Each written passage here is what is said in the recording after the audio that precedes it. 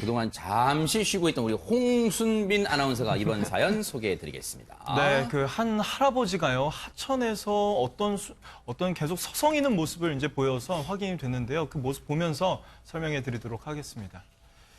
네, 전남 나주의 한 하천가 인도입니다. 지금 시각은 한 새벽 2시경 정도 된 거예요. 지금 인도에서요 할아버지 한 분이 지금 서성이고 있습니다. 왼쪽에요.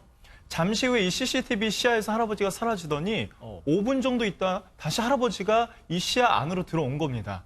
이 할아버지 이번에는 쓰레기를 한번 줍더니 또다시 어디론가 향하고 있습니다. 지금 보시면 CCTV가 할아버지의 이 동선을 계속 따라가고 있습니다. CCTV가 움직이면서 할아버지의 모습을 주시하고 있는 거예요. 관제센터에서 이 할아버지의 모습을 본 건데 결국 인근의 파출소에 도움을 요청을 합니다. 그리고 경찰관이 이 할아버지를 만납니다. 그리고 이름을 물어봅니다. 말을 걸어보는데 할아버지가 대답을 잘 못하시니까 일단 파출소로 할아버지를 모시고 갑니다. 파출소에 갔어요. 이제 파출소인데요. 가보니까 다행히도 이 실종 신고가 있었다고 합니다. 신고가 접수가 돼 있었던 거예요. 그래서 이제 가족이 이제 들어와서 얘기를 하는데 이 얘기를 나누는 도중에 이 할아버지의 사연이 전해졌다고 합니다. 백 팀장님. 네. 저는 그냥 어르신께서 좀 무료하시고 해서 이 왔다 갔다 하시면서 쓰레기도 줍고 우리 마을 좀 깨끗하게 하자 그러신 줄 알았더니 세상에 실종되셨대요. 네, 그렇습니다. 이제 치매를 앓고 있는 분인데 사실은 광주에 거주하시는 분입니다. 자식들하고. 근데 이 할아버지가 고령임에도 불구하고 자기 원래 고향이 그 인근 30km 떨어진 나주라는 곳인데요. 아, 그래요? 그 나주라는 곳까지 이동을 걸어서 가신 걸로 지금 확인이 되고 있거든요. 아하. 하기 때문에 그 나주라는 자기 어렸을 때부터 태어나고 자랐던 그 고향을 정신으로 찾아간 게 아니라 몸으로 찾아간 게 아닌가 하는 그런 어떤 세상에. 이유도 있는데 사실 이분이 걸어서 그 30km를 나주까지 갔는데 저는 간제센터 요원이 굉장히 명석하게 봤다고 네. 생각을 합니다. 왜 그러냐면 스쳐 지나볼 수도 있거든요. 네. 그런데 새벽 2시에 연세 드신 분이 왔다 갔다 하는 부분이 이건 뭔가 문제가 있다라고 해서 경찰에 알렸는데 네. 결국 자기가 태어나서 자라고 그다음에 굉장히 연루하신 분이 정말 몸으로 고향까지 찾아갔다 그 시간에 하는 부분이 좀 기이하기도 하고 신기하기도 하면서 이분의 고향을 향한 마음이 너무 좀 찐한 그런 생각이 듭니다.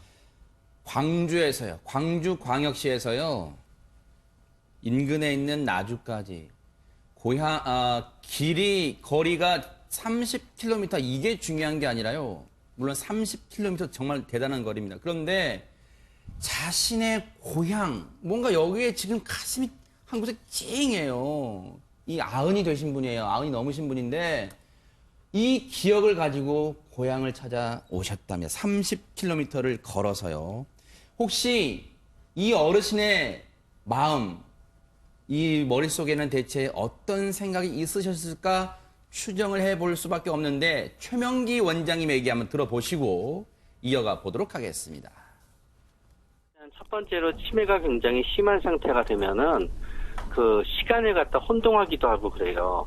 그렇기 때문에 본인이 현재에 살고 있는 게 아니라 본인이 고향 마을에 살았던 시기에 본인이라고 착각하기 때문에 이제 그거를 갖다 찾아갈 수도 있었을 거예요.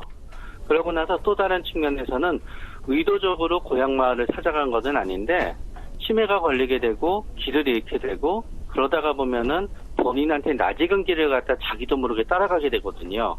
그렇기 때문에 그러다 보니까 결과적으로 고향 마을을 찾아가게 되었을 수도 있어요. 이분이 아흔이 다 되시는 분이래요. 그런데 박상희 소장님, 네. 뭔가 이 찡해요. 뭔가 이 고향이, 뭔가 이 어르신의 몸일까요? 기억일까요? 뭔가 고향을 기억하고 있어요.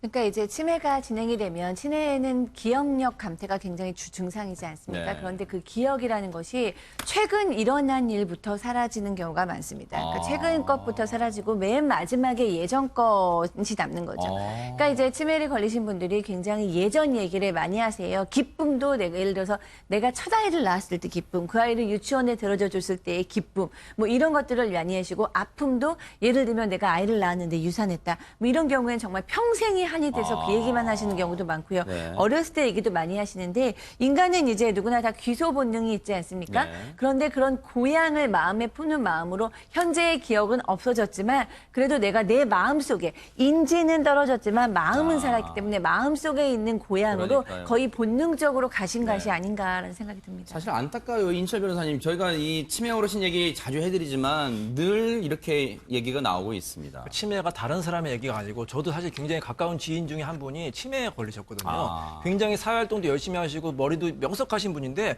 완전히 그러니까 어린아이처럼 되신 겁니다. 근데 그분들 곁에는 가족이 정말로 따뜻하게 보살피고 있거든요. 네. 평상시에 그분이 정말로 선행을 하시고 가족을 사랑했기 때문에 치매에 걸리신 후에도 가족들이 이렇게 보살피는데 이제 치매는 남의 얘기가 아니니까 네. 우리 국가, 사회, 이웃 모두가 네. 적극적으로 관심을 가져야 될 것 같습니다. 그러니까요. 맞아요. 진짜 이인철 변호사 말씀처럼 그냥 남의 집 얘기로 생각하지 말고 사회가 정말 적극적으로 나서야 될 것 같다는 생각도 해봅니다. 뉴스파이터 준비한 내용 여기까지입니다. 함께해 주신 여러분 고맙습니다.